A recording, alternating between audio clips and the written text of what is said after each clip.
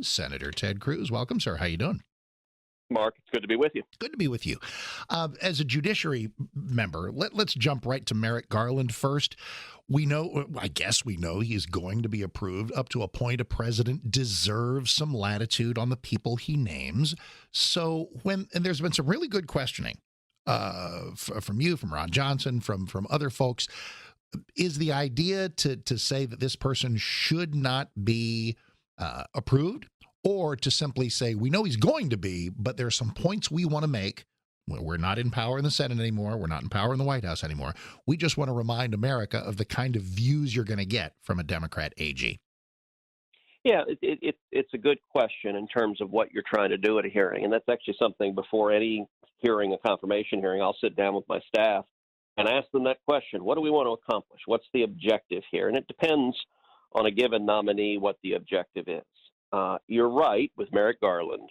He is very likely going to be confirmed. All the Democrats are going to support him, and I think a number of Republicans will support him as well.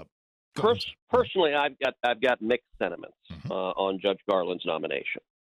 On the one side, he's been a judge for 24 years. He has had a reputation for integrity. He has had a reputation for not being overly partisan. And so when I think of some of the crazed left-wing partisans that Biden could have appointed as Attorney General, Garland, on paper and by reputation, appears to be significantly better than some of the extreme partisans, some of the other nominees Biden has made for different cabinet positions. On the other hand, I will say at the hearing, he was astonishingly unwilling to answer anything with any specificity. So my objective in the hearing was to try to nail him down, to try to get him to commit to some specific outcomes that, if nothing else, we could hold him and the Department of Justice accountable for if he then breaks those commitments. And it was really quite striking that he refused to make them. So, for example, Special Counsel John Durham investigating Crossfire Hurricane, investigating the political targeting of the Donald Trump campaign. Repeatedly, I and others asked Judge Garland, would you commit not to fire Special Counsel John Durham? And by the way, the exact same question had been asked of Bill Barr when he was nominated. Would you commit not to fire Bob Mueller? And Bill Barr said he would not fire Mueller other than for good cause. And so I asked Garland, will you make the same commitment, demonstrate the same integrity that Bill Barr did? And he refused to make that commitment. He just wouldn't commit at all. He said he didn't anticipate firing him, but he wouldn't make a promise. He did that over and over again. One of the more stunning ones, he was asked, will the Department of Justice continue to prosecute people who illegally cross into the country? He refused to answer that. He would make no commitment whatsoever.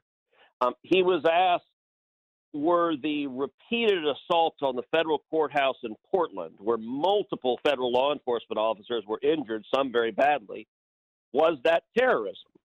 To that, he actually didn't refuse to answer. He even more astonishingly, he said, no, it wasn't terrorism, because he had a novel theory. He said, well, those attacks happened at nighttime and the courthouse was not in operation, so it's not terrorism, which is just weird. I wasn't aware there was like a vampire theory of terrorism that if you do it at night, it doesn't count. So I don't know. I don't know if it may be, Mark, give him the benefit of the doubt. He spent 2 decades as a judge. He hasn't been answering questions. He's been asking questions for 2 decades. And judges are notoriously unwilling to commit on issues that might come before them.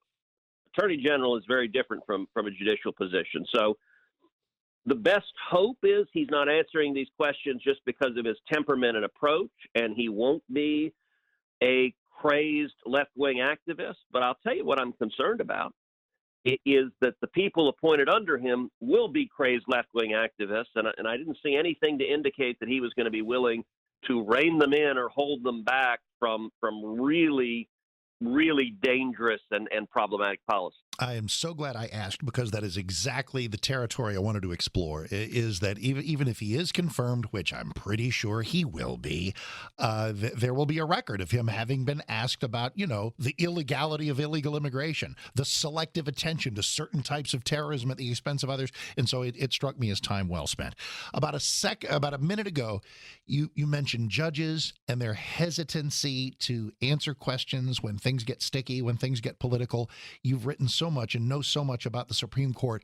What in God's name happened with Kavanaugh and Amy Coney Barrett? We fought so hard for them, and I know they'll have more good days than bad. I know they will. But there was Clarence Thomas, there was Sam Alito, there was Neil Gorsuch, thank goodness, as the only three approving of the writ of certiorari to examine the treachery of Pennsylvania. What's your takeaway from that? I don't have a good answer to it. I think it is very frustrating. I think the Supreme Court should have taken that Pennsylvania case. They should have taken it initially. To be honest, they should have taken it the first time they had it, which was before the election. That was the time to take the case. They didn't take it then. They didn't take the second iteration of it, which was after the election, before January 6th. You'll recall in that instance, the plaintiffs asked me to argue the case if the court took it, and I agreed I would argue the case. And I publicly called on the court then to take the case. I think the Supreme Court had a responsibility to consider those issues, given the very serious allegations of voter fraud in Pennsylvania and more broadly.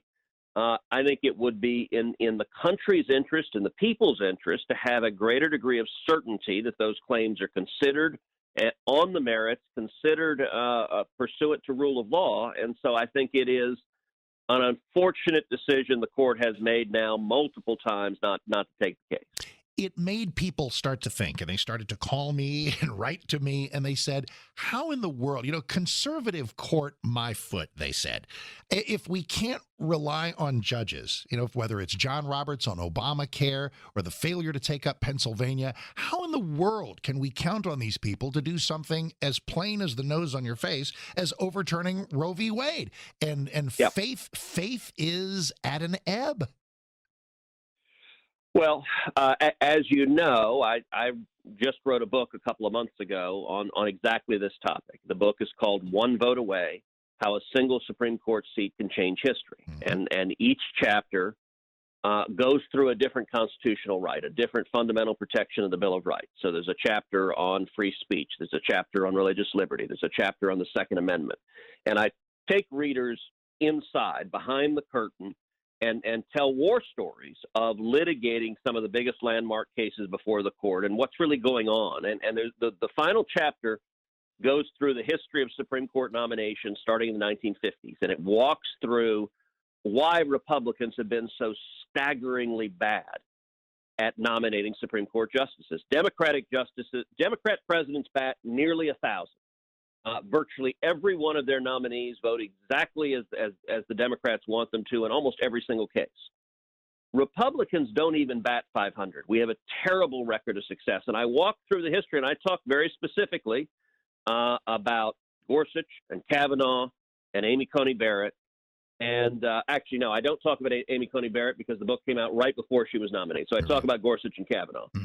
But I also talk about, for both of those vacancies, President Trump talked very seriously with me about whether I would be willing to serve, and I told him no, that I did not want the position. So in the book, I talk about why that is. And so, for anyone interested in understanding how we get it wrong, and I talk very directly about Roe versus Wade and Kavanaugh and Gorsuch, and some of the Gorsuch has already had some really problematic rulings, and I air some very real concerns about Kavanaugh that I aired at the time. And so for anyone interested, I'd encourage you to get the book, One Vote Away. It's I think, a fun and interesting and highly informative read. Every bit the Supreme Court historian, Senator Ted Cruz, with us. Let's pivot a little bit to lessons learned from the Texas deep freeze. They're badgering everyone who dared to say, I don't think anybody said that our state was in hell because of wind farms or because of windmills, but it was just evidence. It was Exhibit A that we'd best not rely on renewables when things get really demanding. Well, I think that's right, and I do think there was kind of a weird thing that played out as the storms hit us, and the combination of two storms back to back. I mean, it was the worst winter storms that the state has faced in over a century. You have to go back to the blizzard of 1899 to find a comparable winter storm event across the state. And of course, the impact of that was the power grid couldn't handle the demands, the needs of the people of Texas, and 4 million Texans lost power. I think a lot of us are asking the question, why did that happen? That is utterly unacceptable. I got to say, look, as Texans, we're pissed. Texas is the energy capital of the world. We are the greatest state and the greatest country on earth. And last week, we couldn't keep our lights on or our power on. It was frankly embarrassing, and it was infuriating for the state. And so the natural question is, why did it happen, and how do we make sure it never happens again? Now, what's weird about this, Mark, is everyone just immediately retreated to their partisan corners and started, like, reading talking points and punching each other. Mm-hmm. And so those on the right, there were some who basically said, well, it's all wind and solar. It's the crazy environmentalists. And then there were those on the left that said, oh, no, wind and solar had nothing to do with it. We should have had more wind and solar, and it's all coal and natural gas.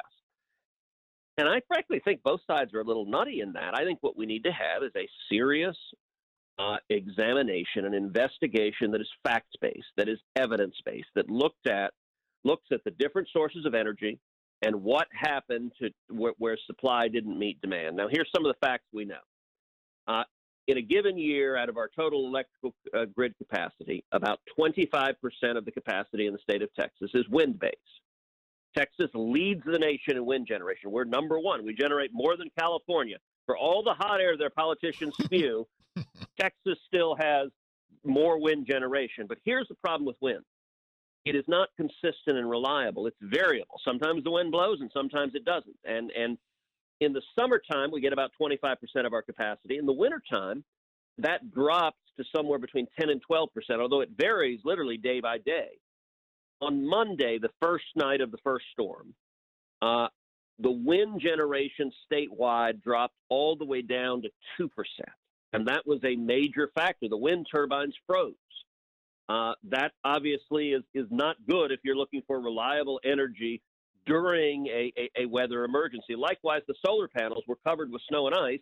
Their power generation dropped substantially. Now, it's not so neat a political narrative because we also saw some substantial drops in the power generation from coal and from natural gas. And so we need to examine each of the pieces and say, okay, how do we ensure resiliency? How do we ensure reliability when the grid is tested that Texans will have power? And we've got to do it in a way that we resist what the media wants to do and what a lot of the Democrats want to do, which is turn us into California, put us on the federal grid, and dramatically increase the utility bills of Texans. One of the things Texans like is that cost of living is affordable in this state, and so we can't let the response to this be to screw up affordable energy in Texas so we can ensure reliability and still have energy affordable in Texas.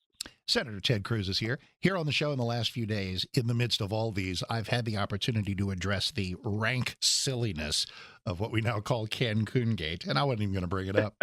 But you've said some really pointed things that I think we need to not put to bed after the trip and your second thoughts about it. And there were two things. The ridiculous, disproportionate attention to this versus Andrew Cuomo. You've said that's kind of emblematic of a continuing Trump fixation. And here's the one that really creeps me out. And doggone it, I don't even know how this happened. Heidi's texts going public. Something is very wrong in both of these. And so take a shot at both of those and then we'll wrap up. Well, look, I mean, it's been a little bit of the silly season as the media has obsessed over the fact that I took my kids to the beach last week. What happened in that? 4 million Texans lost their power. Heidi and I were among them. We had no power at our home for 2 days. We had no heat. We lost our hot water. Then we lost all the water. And the girls were shivering, and our daughters and their friends suggested, look, it's really cold. Let's get somewhere warmer. And school was canceled, and so they asked, can we go? And Heidi and I said yes. We're trying to be good parents, and given that school had been canceled, the girls had a point, and so I checked online, and actually the flights were pretty cheap, and so we booked it and went. It was a mistake. It was obviously a mistake, and the biggest reason it was a mistake, frankly, is that it gave ammunition to the knuckleheads. It gave ammunition to the people who want to attack me, but also attack all conservatives and drive a political point. The media has been utterly obsessed. I think some of it is they are suffering from Trump withdrawal. I mean, that they're every day attacking Donald Trump was like heroin to their system, and as he has stepped off the scene, they don't know what else to do, and so it became this obsession. You know, on the substance of it, it's a little strange in that most of what a senator can do during a storm is on the phone and on the internet and on Zoom. And for the last year, much of what I've been doing is remote working with COVID anyway. And so my perspective was I was going to continue working remotely, and it would work better to do so in a place with power where all of that works. That being said, the natural response is optics. And you know what? That's a fair point, that in a time of crisis, a leader needs to be there. And so it was a mistake. I was thinking as a dad, and I was trying to take care of my family. And it was a mistake to do it, which is why I turned around and came back within less than 24 hours. But that nonetheless gave ammunition to the numbskulls, and they'll continue their attacks for a long time. And sadly, it also included some attacks on Heidi, her texts. How about a simple principle? Just leave families out of it. Leave our wife and kids out of it. And if you want to be nasty, I stepped into this. I'm the one that ran for office. I made the choice. If you want to attack me, that goes with the territory. But it'd be better if we just left families out of it. Last thing, Senator Ted Cruz, in the days, it's only days since Trump left office. You're right that it's the Lord knows the media miss him. God knows I do too, with every moment of bad ideas from the Biden administration. There are many stories about a GOP fractured into civil war. And I don't believe that. I think that the party is deeply united behind ideas like yours, ideas like Trump's, whether they do or don't want him to exactly come back in 2024, somebody exactly like him.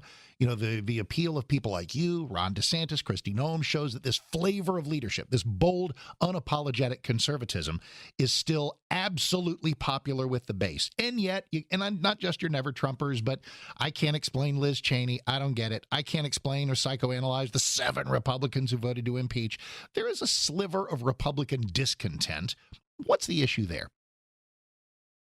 Well, look, there are always tensions in a party, and particularly when you lose the last election, that those tensions are exacerbated. I agree with what you just said, which is that the party is different. There's some in Washington that want to essentially erase the last 4 years, want to pretend that the age of Trump never happened. We are a different party than we were 5 years ago or 10 years ago. We're a different party in a very important sense. I think the most important way we're a different party is I think today the Republican Party is a blue-collar party. We are the party of working men and women. We're the party of truck drivers and construction workers and cops and firefighters and waiters and waitresses and the men and women with calluses on their hands. And I think the Democratic Party today is the party of rich coastal elites. That is a massive shift in politics, and I think that's a good shift. I think the Republican Party should be the party of working men and women and the party of jobs. Now, are there elements in our party that are sort of rumbling towards a civil war? Yes. Are there some never Trumpers who want to destroy everyone who supported Donald Trump? Unfortunately, yes. Are there some Trump supporters who want to destroy everyone who wasn't entirely loyal to Donald Trump? Unfortunately, yes. My view is I'm not a big fan of purges. I want us to win, and the way you win is you get to 50+1. So I understand their tensions. When it comes to President Trump, I've worked very, very closely with him every day for 4 years. I was his strongest ally in the Senate, and we got enormous policy victories for the country as a result.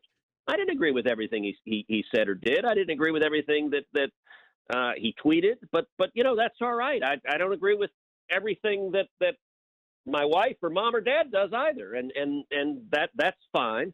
I think we had an incredible record of success, and I think President Trump demonstrated backbone, demonstrated courage. The biggest thing I think Republican primary voters and Americans like about President Trump is that he would stand up and fight. And we're so tired of politicians that are just jellyfish, that are scared to stand for anything. And so if the rest of the party can learn a lesson from Trump, it's grow a backbone.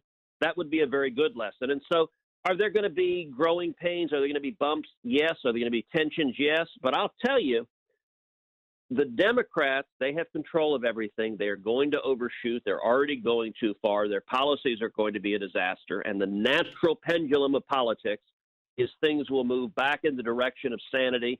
I think 2022 is going to be a very good election. I think 2024 is going to be a very good election. And we'll be here to talk about it all along the way. Follow him on Twitter at Ted Cruz and snag yourself that copy of One Vote Away on Amazon, How a Single Supreme Court Seat Can Change History. Thanks as always, sir. Best to you, best to the family. We'll talk soon. And thanks as always for your time.